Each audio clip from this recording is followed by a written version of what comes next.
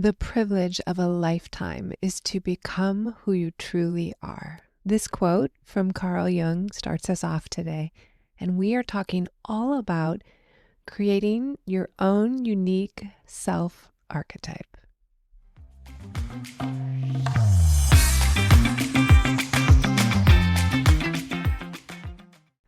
Welcome to the Modern Creative Woman, where we are exploring the art and science of creativity so that you can become your most expressive, creative, and authentic self. Let's get into this. Let's get this started. Welcome in, and thank you for joining me on this audio creativity journey. We've been talking the last few weeks about archetypes and Jungian psychology, and we've looked at the shadow and the persona, the anima and the animus, and today is all about the self archetype. The archetype of the self is truly an image of wholeness.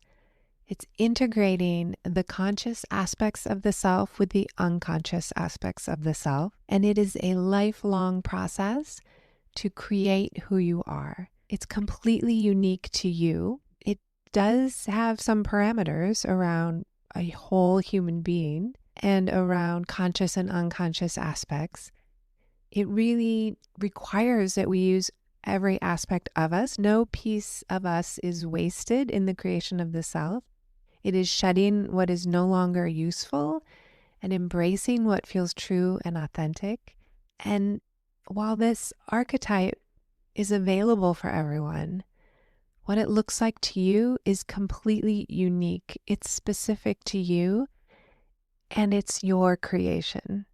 Remember, archetypes are those fundamental components of the collective unconscious. So the self-archetype, we all have an idea of what that might be like, to feel relaxed and at ease and comfortable with ourselves, and to feel really good about all the parts of ourselves, embracing the aspects that we like and the ones we don't like, just allowing them to be there. And this symbol of self is, part of this universal primordial image. We all have an idea of what it means to individuate. That's what Jung calls it, when we become the individual. And he speaks so much about culture and the influence of the collective unconscious. He was one of the first psychologists to write about adult development, midlife and beyond. He rejected that idea that we were born with the blank slate, the tabula rasa, like Freud wrote about. Carl Jung was the first psychologist to write about adult development and working its way through midlife and beyond. He always rejected the biological ideas of Freud that things are determined biologically, such that we're just blank slates and whatever we have when we come in is then, imprinted upon by our family and society, and that's it. That's who we are. Carl Jung believed in this collective humanity, that there is the history behind us, the humankind history that has led to each one of us being here.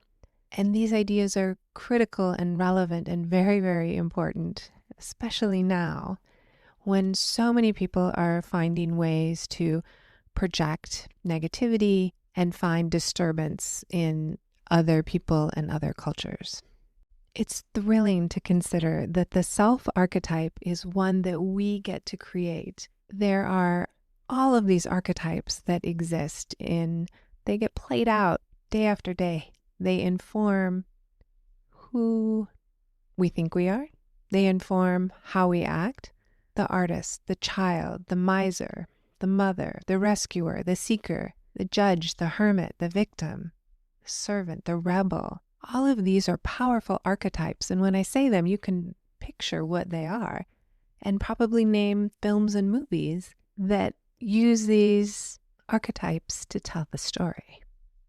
However, the self-archetype is one of the four classic archetypes: the persona, the shadow, the anima and animus, and then the self. Each of these are embodying a different facet of our human experience.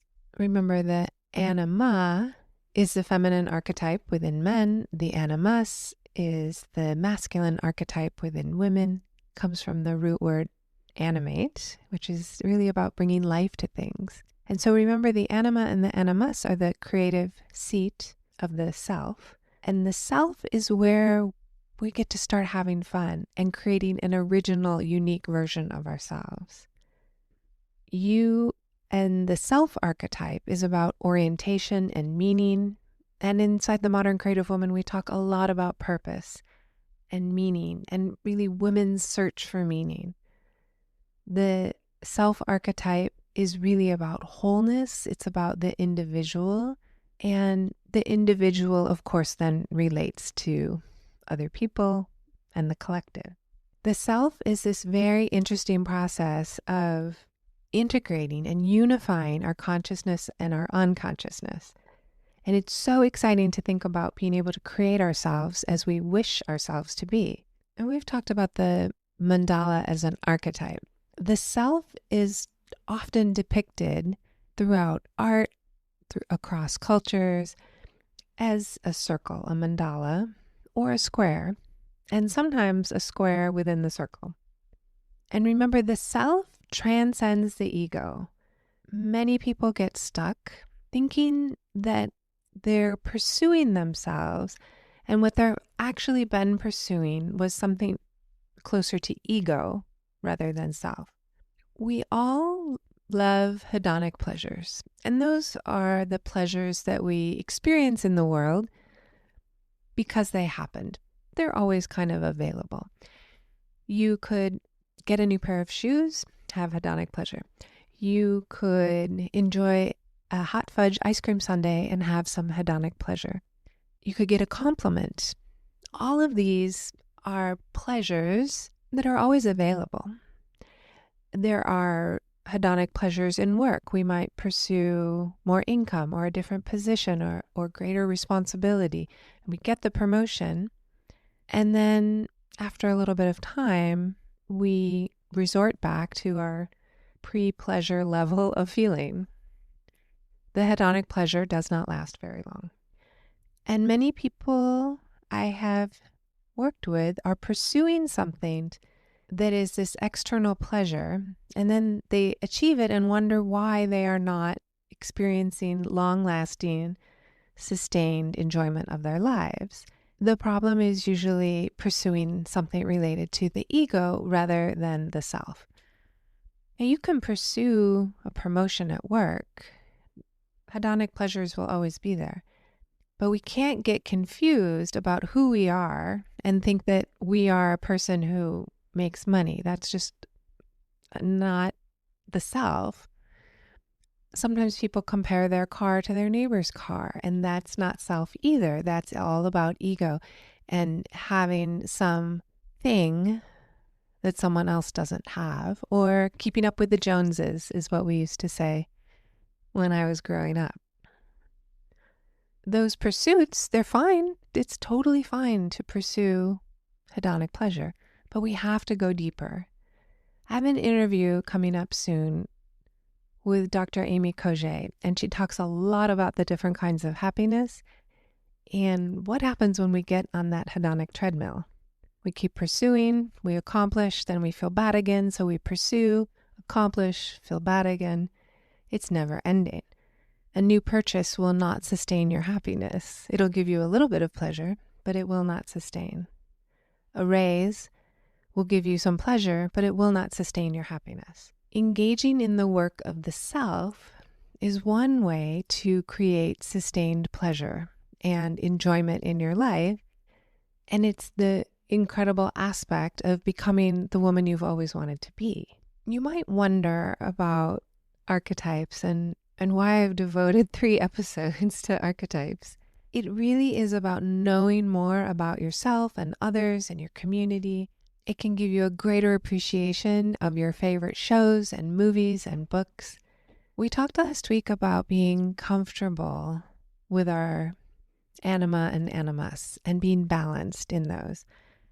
And I talked a lot about the dangers of what can happen when people are unbalanced in those areas. And it leads to a judgment towards others.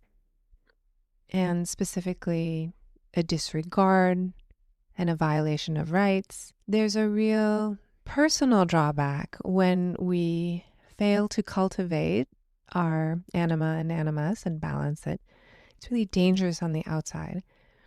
But when we fail to work on our self archetype and being the woman we want to be, it's a huge loss to ourselves. We really can feel like we're regretting not having become the woman we wanted to be. Understanding who you are as a person is good for you as an individual. It's also good for society. It's good for all the people around you.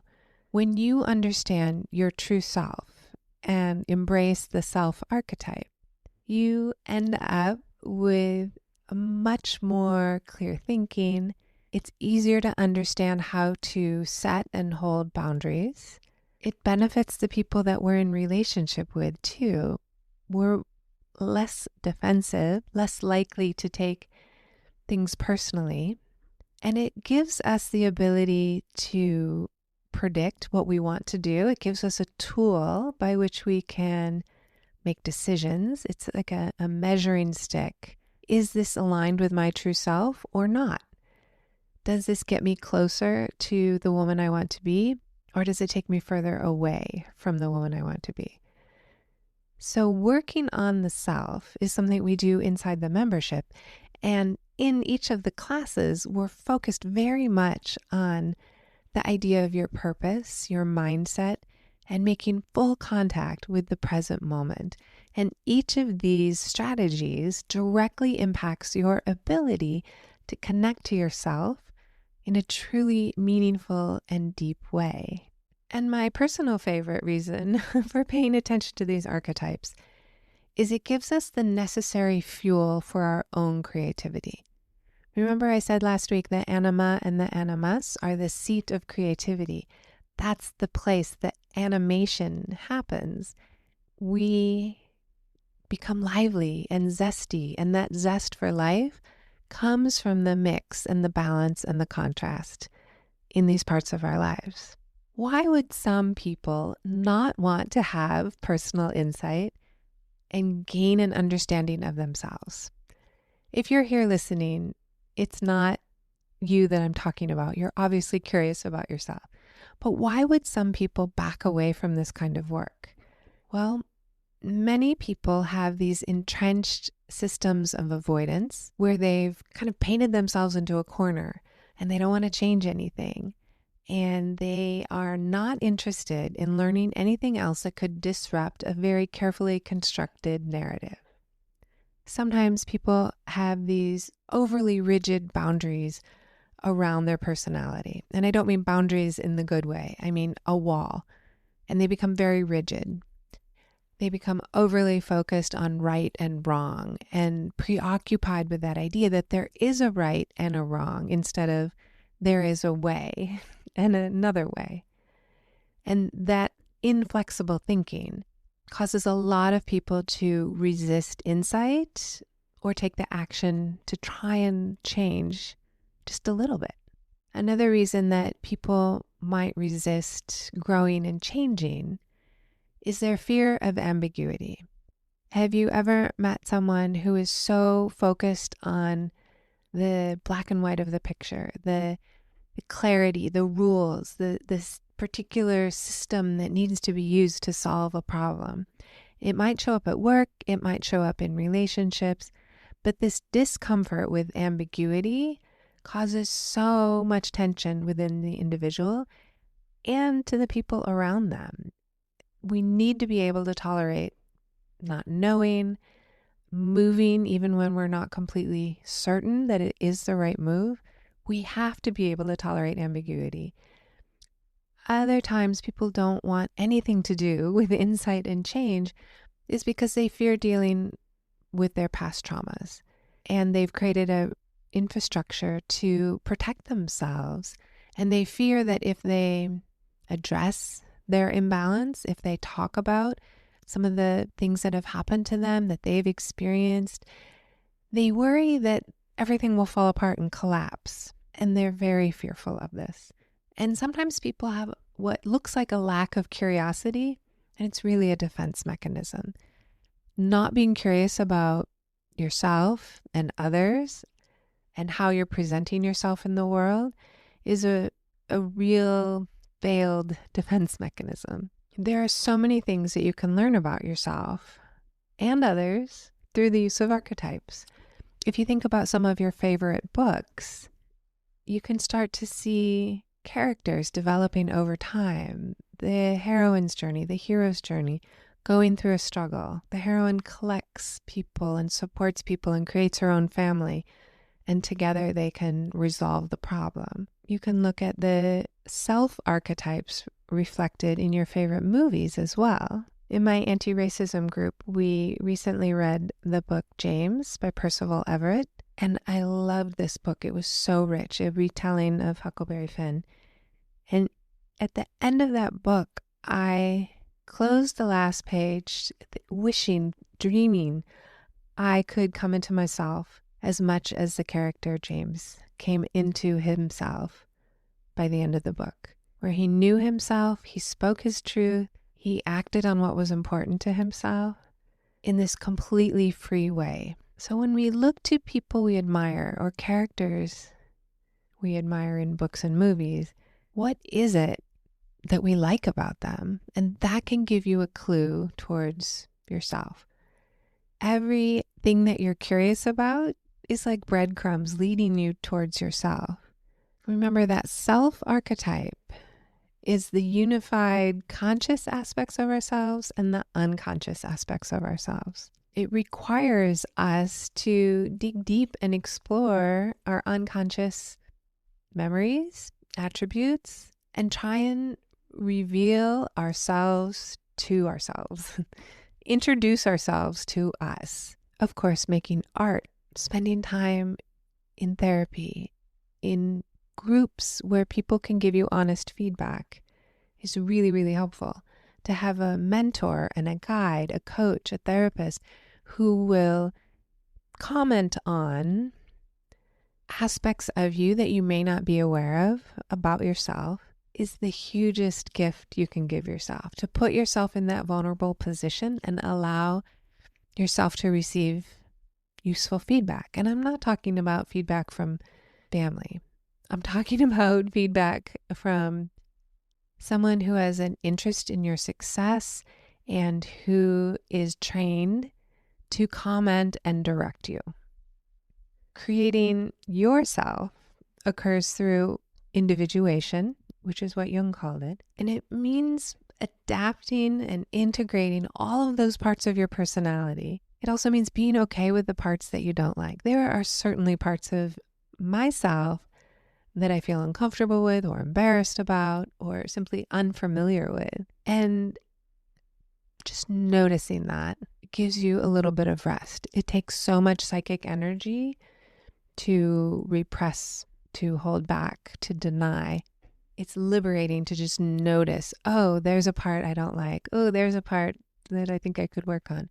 Being able to do that kind of work is what's leading you towards integrating yourself. There is no end goal here. When you're working on the archetype of you and becoming yourself, it's all process.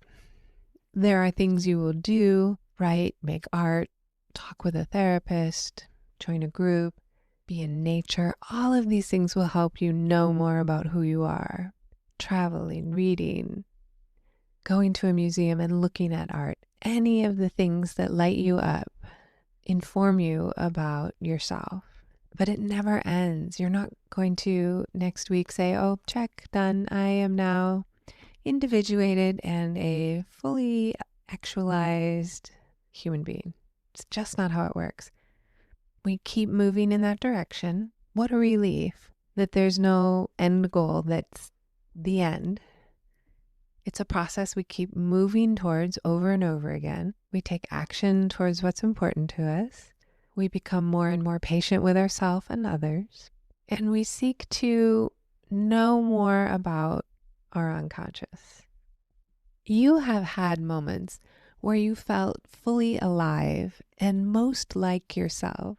And I'm not talking about nostalgia and looking back on some loosely constructed good old days. I'm talking about moments of great clarity, of insight, of knowing that you were on the right path, or moments of feeling like you could trust yourself and your intuition. Those are breadcrumbs that lead you to the integration of yourself and lead you to create your own self archetype.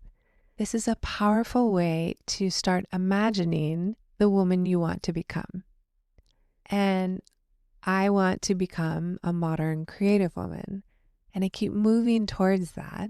Every day I try and take actions that demonstrate to myself that this is the direction I'm going. And remember, our purpose, our values, our direction, like going west. Around the world we go, we never reach, quote unquote, west. We keep going. It's a direction that we move in. And the more we move towards understanding ourselves, the more we heal, the stronger we become, and the process of relating to others becomes easier. We're able to provide more support to others, and we're able to be less offended by the actions of others. We become truly independent, individuated, and free from the psychological burden of trying to suppress who we really are. If you've ever thought about who you want to be remembered as, that kind of legacy can lead you in a powerful direction. The idea of, would you rather be disliked for being the woman you are and speaking up? Or would you rather be liked for a woman that you're pretending to be, or you're faking it, or you're hiding some aspects of yourself? At the end of the day, we all want to be the woman we want to be, liked or disliked. We want to be her, the self archetype that we create. I really want to encourage you to figure out how you're going to do this process. It is a lifelong process. And if you fail to make time for it, you'll end up in that situation where you've been striving towards a false self or an ego, or creating your life in a way to please others. And when the women I work with are crafting their life to please others, they become very resentful because no one else agreed to this. It's just this silent inner agreement that we had with ourselves. I will make everyone comfortable and then they will like me. But no one else has agreed to that. 0 people have agreed to that. And no one would, because it's a ridiculous comparison. We would never say to someone, yes, you be who I want and I promise I will like you. It doesn't work that way. And yet so many women are doing that in the world. We simply are unable to fulfill this silent contract with ourselves that if we do what we think everyone else wants us to do and we become what we think everyone else wants us to become, that they will then like us. It just doesn't work that way. If they like you, it's because you've been faking it. If they don't like you, then you become very resentful. Nobody made the agreement to like you if you bend over backwards to please them. So opening yourself up to self-discovery, to be the person that you want to be, isn't going to change what's important to you. You're still going to want to spend time with your family. You're still going to want to contribute to whatever it is that you like to do. But it lets you drop the resentment. It lets you drop these imaginary agreements that many of us make, thinking if I do what I think they want, then they have to do what I want, which is to like me. So go ahead, be open to whatever you can be in your own awareness. You can write down your dreams, make some art, write, just do a free writing for 5 minutes, put the pen on the paper and see what happens. Do not pick your pen up until the 5-minute timer rings. I think going to the museum and looking for an image that you love and an image that you hate is a great place to start.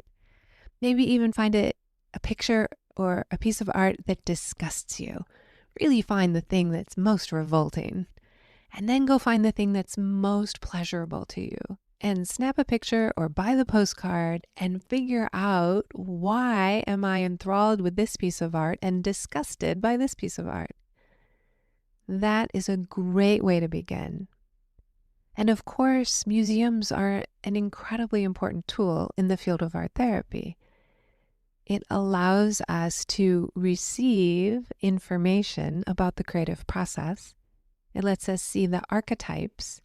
Of course, the design, the symbols, the technique are all relevant in the art history capacity. But when you go to a museum looking for a painting that matches your current emotion, or you do the assignment I just gave you, which is to go find a piece of art that enthralls you and one that disgusts you, that kind of work is really powerful in knowing yourself, and becoming the woman you want to become requires you to go figure out what you don't like just as much as what you do like. I believe in the United States, we are in a time, and perhaps around the world, where women are reconsidering what they've sacrificed and focusing much more on an equal and just society. All of this requires anima and animus balancing. And this is the kind of work that really helps us make social change. Taking action to know yourself truly and to really understand the self archetype and how it plays out for you, your unique self, is a huge contribution to the world. It matters so very much that you become the woman you always wanted to be, and then some. It's not merely enough for us to get out of a hole. I really want all of us to excel and be truly involved in our values and doing what feels important to us. It's different for everyone. The self-archetype is different for everyone. It matters so much that you move towards it. And it does not have to be a grand plan. You don't have to run for office or do anything front and center of anybody. This is about figuring out what you desire, what you like, what you don't like. It truly is a gift to the world to become a woman who knows herself, appreciates herself, and no longer judges herself, accepts her things she likes, things she doesn't like, her quirks and foibles, as well as the things that make you truly special, the things that you like about yourself. There is no wrong way to go about creating your own self-archetype. I do have a few ideas of what you need to get started. 1, you need a supportive community. Absolutely. You need people around you who will support and encourage this kind of work. If you could work with an individual, a therapist, a mentor, a teacher, a guide, that is huge. Someone who will appreciate you unconditionally and still be able to point out your areas where you have blind spots. You need art. You absolutely need art and the creative process. You need nature. You need to be out in the world. Trees, it's an amazing concept that psychologists and researchers are studying what it's like to be among the trees. And forest bathing is still a hot topic in research. And that's the act of being out in nature and what it does for us biologically and emotionally. Knowing yourself requires a little effort. It requires taking the uncomfortable things and making it all fit together in your jigsaw puzzle of yourself. It's essential that we not burn out during this process of upheaval politically and in our own personal growth. It's important that we rest, we nourish, and we take the time to engage in things that delight us. If that's all you did to discover yourself, I think that would be an amazing start to just see what delights you. Drop me a letter. I would love to hear from you.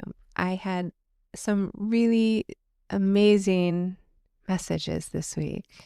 Robin sent me a message about the last podcast and linking all of these things that I'm talking about into politics and trying to have an understanding of where we need to go next is so, so important. And Shane sent me a letter in the mail, the good old-fashioned mail, with a picture and a quote.